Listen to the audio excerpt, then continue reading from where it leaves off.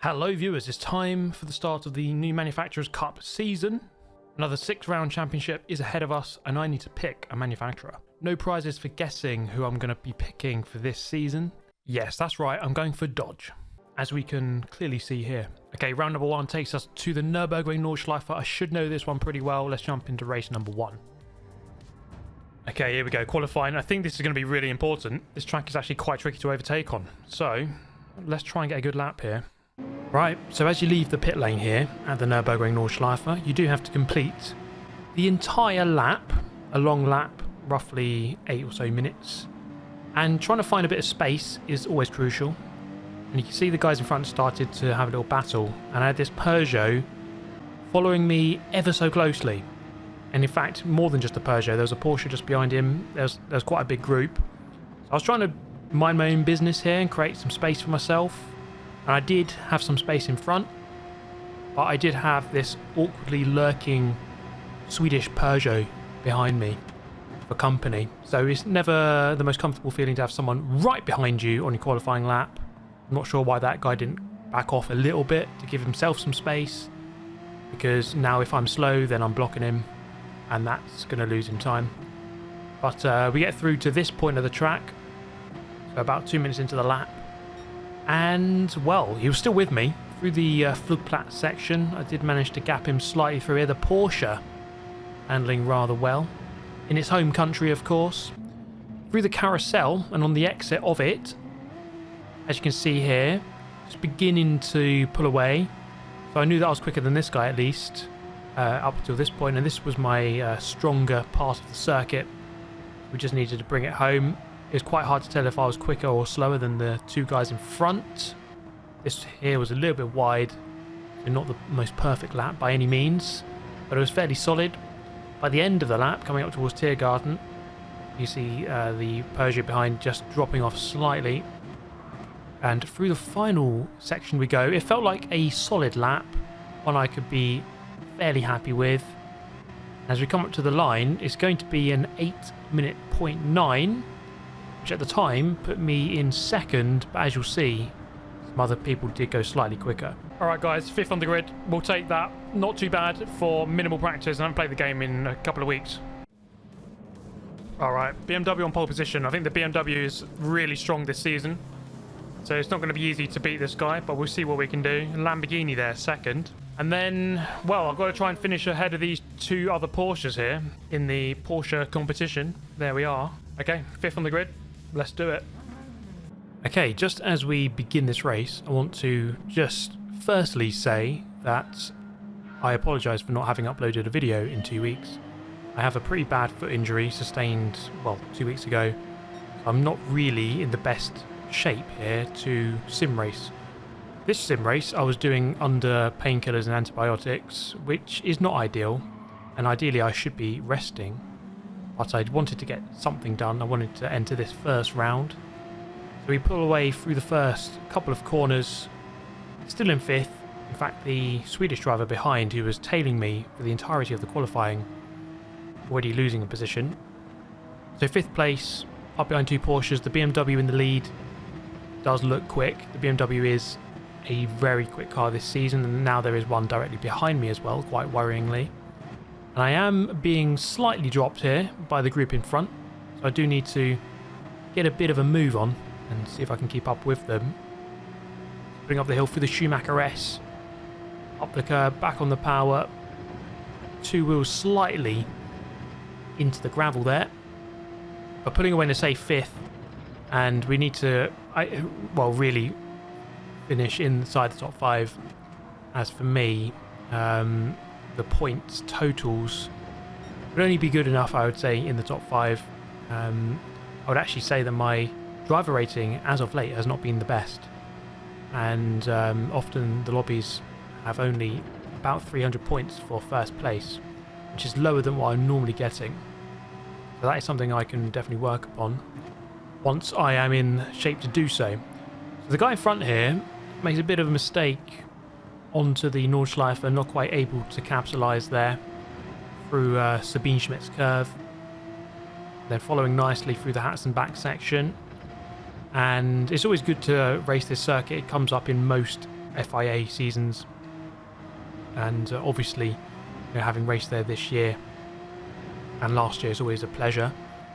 So pulling away from the driver behind and just trying to seek an opening here for 4th place. It's not an easy track to overtake on. I think we all know that by now. However, that is about to change as we head down towards the Foxhole, pretty scary part of the track. And as we just get to the apex here, I'm just gonna, if we just pause it for a second, you see this guy here, Qualap, that's my guess. Have mercy in the video, he says. This is after the race, because what you're about to see is me not giving him any mercy for what he's about to do on the exit of the Foxhole here. As we cue the sad music, just gets 2 wheels up on the curb, over rotates, and boom, barrier has been met, and he's going to turn left into a right-hander, and that's him, RIPing in peace. So I'm now up into 4th position as a result of that catastrophic death, and we can try to pull away from that group behind and get back on terms with that group in front, who actually are beginning to pull away. However, I took this corner pretty quickly, the muck curver, really getting on that apex, carrying the speed very nicely. Gap to Heaton coming down from 1.8, 1.9 to 1.2, 1.1. So he must have made a mistake there. I did take it quickly, but I think he must have made a mistake as well. Gap to the leader, 3 seconds, so it's not over. Still a chance here, especially if the Lamborghini there in second can get on terms and they can start fighting. So let's see if that happens. In fact, the gap has come down to 2.6 to the lead. So that BMW not the best through the carousel. Through the mini carousel there, at the tail end here of the Nordschleife, gap comes down to 2.2 to the lead. So the pace was good in the second half of this lap after our good friend departed this world at the Foxhole exit. On the main straight, I wasn't quite close enough, or sorry, on the dotting, I wasn't quite close enough to be in the slipstream, unfortunately. I missed out on a couple of attempts there. You see the guys in front battling as we head up towards Tiergarten, and Heaton there goes through up into second ahead of the Lamborghini, who has to concede the position. 2 seconds the gap to the lead, so going in the right direction here. The pace is pretty good in the Porsche 911. It's across the line. It's a 4-lap race, as you've probably seen at the top of the screen. So 3 more to go, and it's going in the right direction so far. Pulling away from the Peugeot behind, 3.6 the gap behind, so we don't really have to worry too much about looking in our rearview mirror for the time being. In terms of strategy, it's going to be a simple 1-stop race. You have to use the medium tyre. We're already on the medium tyre, and it's the only tyre that you can use really for this one. So it's going to be a case of pretty much everyone pitting at the end of lap 2 to get that new set of tyres. Nothing too crazy there. Most of the work is going to have to be done on the circuit. And on the GP loop, this is the part of the track where overtaking is a bit easier. The Nordschleife is not the most forgiving place in terms of overtaking. Very narrow and not easy at all. Now here I make a bit of a mistake, and it's going to turn out to be quite a big one, because we just go over the gravel slightly, carried a bit too much speed through the apex there of the Schumacher S, and I kind of followed the Lamborghini off the track, and as you can see, both of us getting the fateful 0.5 second penalty, trying to correct the car on the exit, the Bilstein curve, as even through here, still the lack of grip from just having that small excursion into the gravel gives you an idea of how little the grip is. But I think by this point we are just beginning to have clean tyres once again. The Lamborghini goes really quickly through that turn. I just get dropped slightly. Gap to the leader up to 3 seconds, so the leader just beginning to stretch his legs at this point. It was 1.6 not long ago. But look at second place, getting the entry here into Hatzenbach, all manner of wrong, and having another visit to Barrier. Barrier, a very popular guy today around the Nürburgring Nordschleife. So moving up into third, albeit with a penalty. However, we're both going to be serving this penalty, myself and the Lamborghini, at the end of this lap. the penalty line is situated at the beginning of the Dottinger, which is a really horrible place to have to serve a penalty, losing speed all the way down that very long straight. And so ideally I can try and get ahead of this guy before that happens and try to extend the gap to Heaton behind and the Swede behind as much as possible, closing up a lot on the brakes. And he has a bit of a moment here. This Lamborghini seems all over the place. It's not the easiest car to drive. He's doing a good job of getting it around this track so far, but it definitely is not a car that is most user-friendly, should we say. Coming up through the foxhole, are we going to witness a catastrophic death once again? Not quite. Gets it quite right this time, actually. A very nice line. I must say the carry speed of that Lamborghini through the corner, look at this, through the right-hander, really gets that rotation on the power nicely and just pulls out 2 temps on the exit nicely. And I'm not quite able to do that. I have a quite poor couple of corners here through the Adenau section. As we go over the bridge, up the right-hander, very steep uphill corner. The back end wants to step out, dropping a couple of tenths there to the Lamborghini once again. So we're not going to get the slipstream out of Bergwerk up the hill.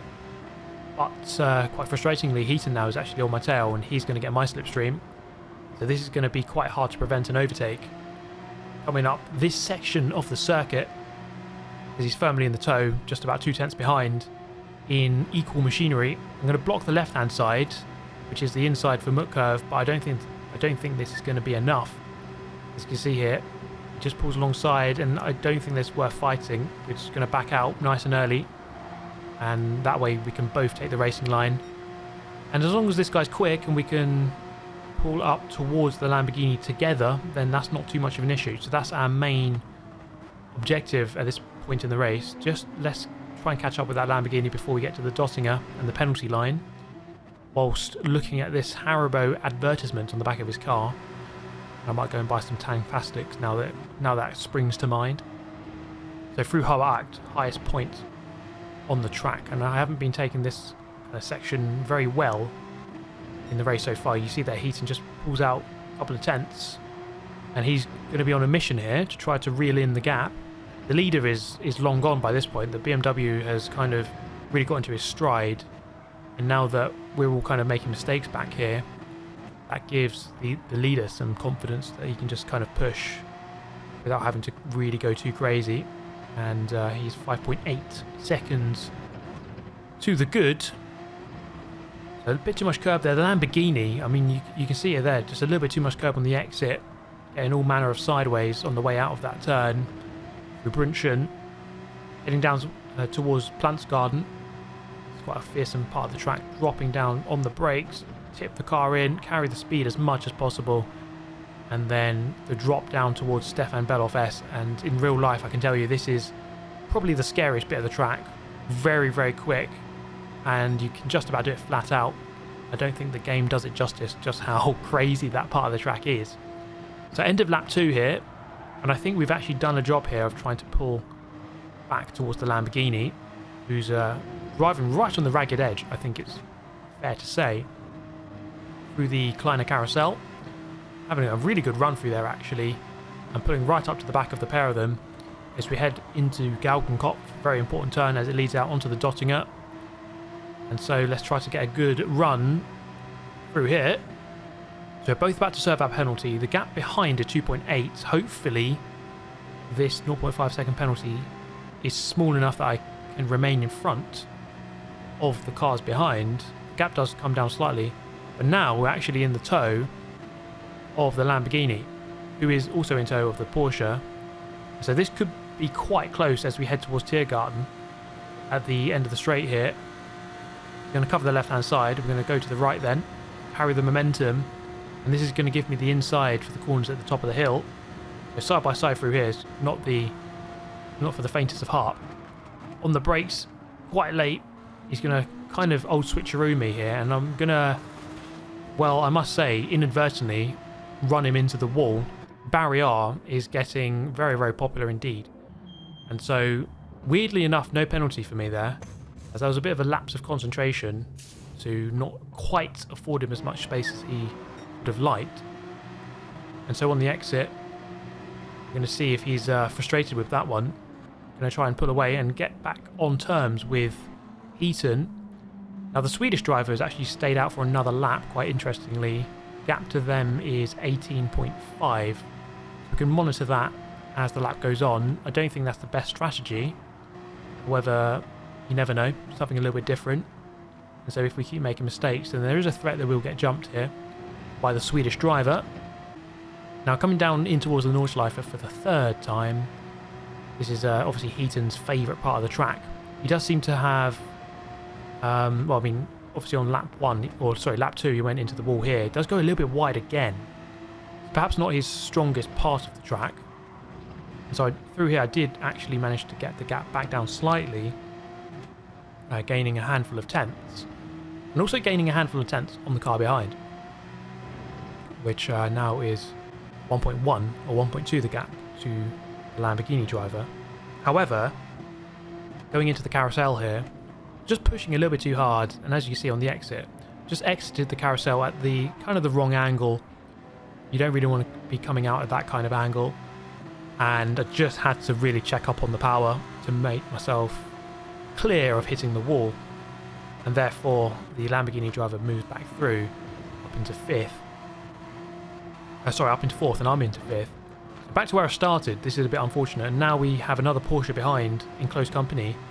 So we could be under threat of finishing in the infamous 6th position, which would be a very Super GT way to mark his return to YouTube in 2 weeks. Coming through here, the Lamborghini driver is going to turn right into a left-hander, and boom, barrier has been met once again. Maybe the Shadow Realm even. And so we're going to move back into 4th.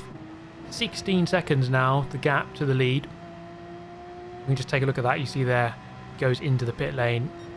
And we are actually going to retake that position as Swede goes into the pits. Gap to Heaton, 3.1, 3.2, which I didn't think was impossible to catch up. I would really have to catch about 2.5 seconds to then be in the slipstream on the Dottinger. So that's the mission, effectively, on this final lap.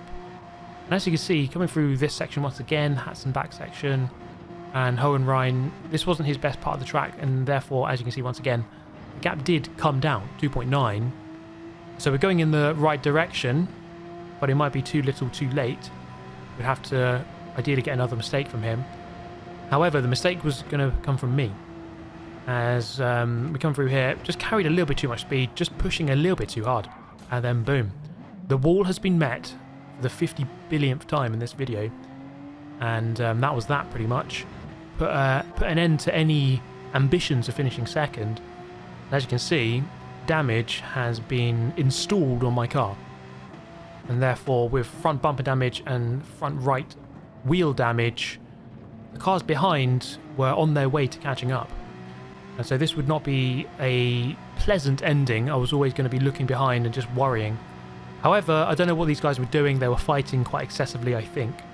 And, you know, if they kind of worked together, they might have been able to catch up. But they didn't. And the gap opened up quite nicely. The only worry I did have was fuel, which I wasn't really checking. 0.4 laps of fuel remaining. And luckily enough, it was enough. I did get through to the end to finish in a fairly solid 3rd position. And after all that, it's a 3rd position. I'll take that. I mean, I don't know, maybe with a perfect race, 2nd might be possible, maybe the win, but far too many mistakes. It was a really fun race though. So 3rd position, 2 positions gained, quite a chaotic race. I'm happy just to make it through that one. 6-star roulette ticket, oh yes. Let's quickly open this ticket. Go on, give me the 10 bars. Oh yes! There we go guys, what a way to end the video. Thank you for watching, I'll see you next time, goodbye.